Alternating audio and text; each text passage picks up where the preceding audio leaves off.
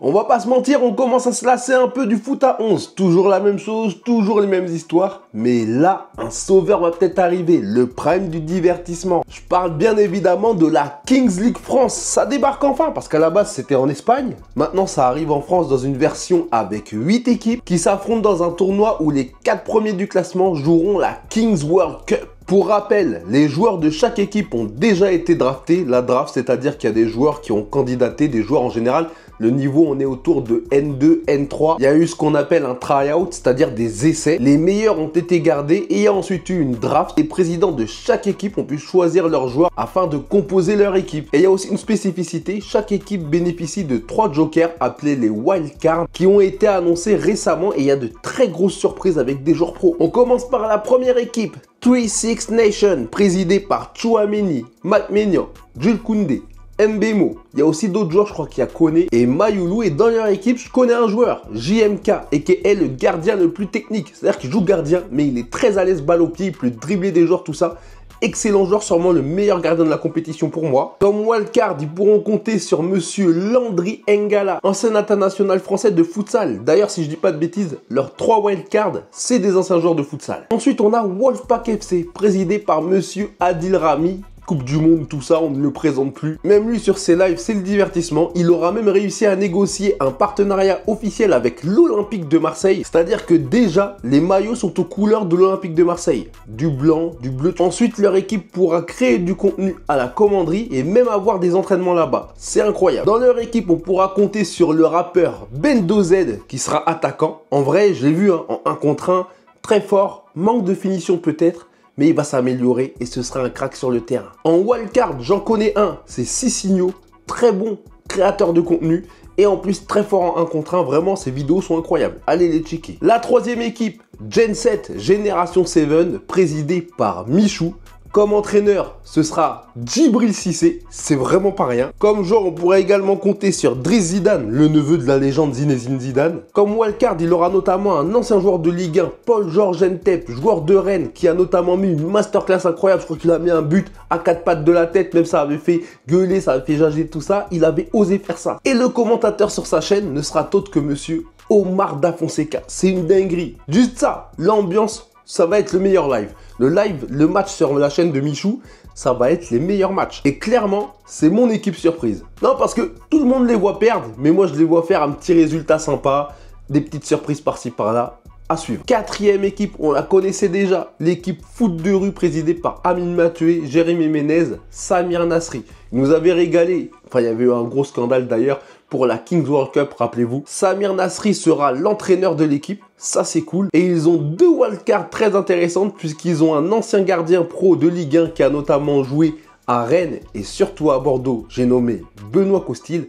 Et leur deuxième wildcard, enfin que je connais, un très connu, ce n'est autre que Jérémy Ménez. Vraiment, de le revoir jouer encore une fois, ça va être cool. La 5e équipe, c'est United, l'équipe présidée par Squeezie, Gilsey et Maxime Biaggi. Alors eux, ils ont tout. Déjà, ils ont sorti pour leur premier entraînement un partenariat avec le PSG. Ils sont allés s'entraîner là-bas, vraiment top. Ils ont Jérôme Roten comme directeur sportif. C'est drôle quand même parce que lui, il avait clashé l'événement Kings League en général à l'ancienne. Et là, de le voir, bah, c'est un peu drôle quand même. Leur coach, c'est Grégory Campi qu'on a pu voir avec Val Liénard dans QDF. Dites-vous qu'ils ont même un psychologue dans leur staff et dans leur équipe, ils ont un joueur, je sais plus c'est lequel par contre, qui a fait ses bases à la Masia. Dites-vous la Masia. La Masia, pour ceux qui ne savent pas, c'est le centre de formation du FC Barcelone. Donc c'est pas rien. Et en wildcard, ils ont Scaramosino, ancien défenseur du RC Lens. C'est fort. 6e équipe, c'est Silmi, présidée par Domingo en personne, avec une wildcard qui a joué en niveau universitaire aux États-Unis, en la personne de Guilherme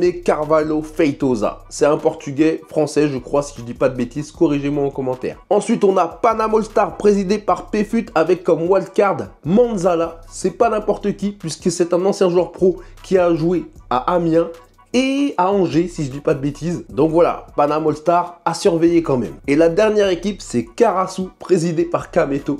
Là, je ne dis rien, parce que c'est vraiment l'équipe que j'ai envie de découvrir. Vraiment, voilà. Kameto, il peut nous sortir des surprises, des dingueries comme ça. Donc, vraiment là-dessus, on va découvrir ça ensemble. Il y a des choses à dire. Je connais aucun joueur. Vraiment, c'est un point d'interrogation.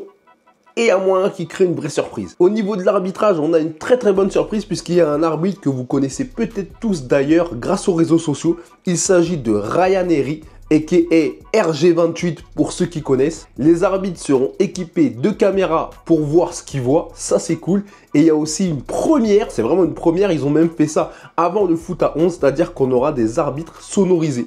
On entendra leur échange, on pourra ainsi comprendre tout ce qui est décision, pourquoi carton jaune, pourquoi exclusion, pourquoi ils ont sifflé. On pourra comprendre et ça c'est incroyable que ça arrive d'abord dans la Kings League plutôt que dans le vrai foot parce que ça vous le savez, on le réclame depuis longtemps, c'est toujours pas là. Donc en vrai, ça va peut-être donner des idées, peut-être que ça va faire avancer les choses dans le bon sens, à voir. Et il y aura bien évidemment l'assistance de la VAR en espérant qu'il n'y ait pas de camion corrompu.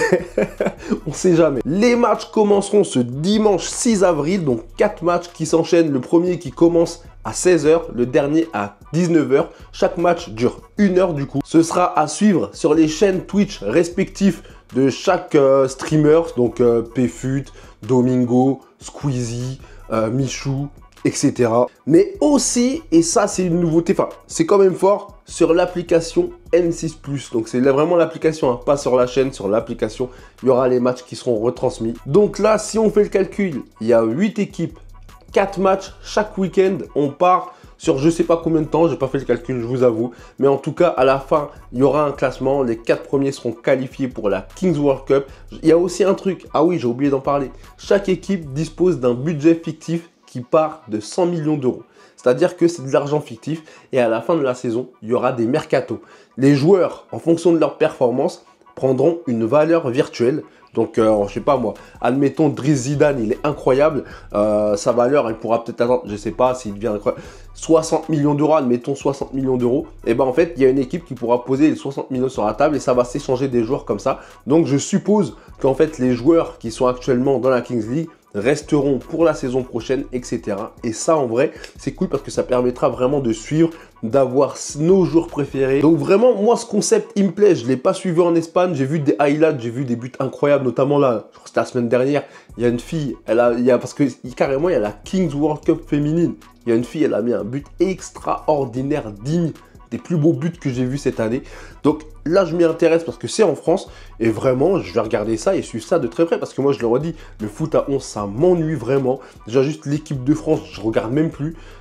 Là, on est sur quelque chose de niveau. C'est du 7 contre 7. Il n'y a pas de joueurs trop connus. Donc, en vrai, n'importe qui peut s'y intéresser. C'est accessible, surtout qu'en plus, c'est chez des streamers qui font en général plutôt style de contenu différent. Par exemple, Michou, il fait pas de football. C'est grave intéressant, c'est ouvert. Donc pour moi, fille comme garçon, tout le monde peut s'y intéresser. N'importe qui que vous soyez, vous aimez le foot, vous aimez pas le foot, ça va être du divertissement. Je rappelle qu'il y aura aussi des cartes spéciales parce que c'est ça aussi la Kings League. Des fois, il y aura des cartes joker, par exemple but x2. Penalty du président où c'est le président qui vient tirer un penalty.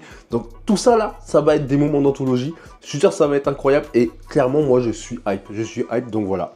N'hésitez pas à me dire bien évidemment ce que vous avez pensé de la vidéo. Si j'ai dit des dingueries, corrigez tout en commentaire. C'est important. Moi de mon côté, regardez, j'ai pris pas mal de notes, tout est là. Hein. Mais il y a moyen que je me sois trompé. Donc si vous me corrigez, il n'y a pas de souci. Je suis OK avec ça et je peux me tromper, je le reconnaîtrai. Mais voilà, j'espère qu'en tout cas vous vous abonnerez parce qu'on fera des débriefs, tout ça. On va en reparler. Et merci à vous pour la force. Voilà, c'est le nouveau type de contenu que je fais sur ma chaîne. Donc bienvenue à ceux qui ne me connaissent pas. Et coucou à ceux qui me suivent déjà depuis longtemps. J'espère que ça vous a plu. Et à la prochaine.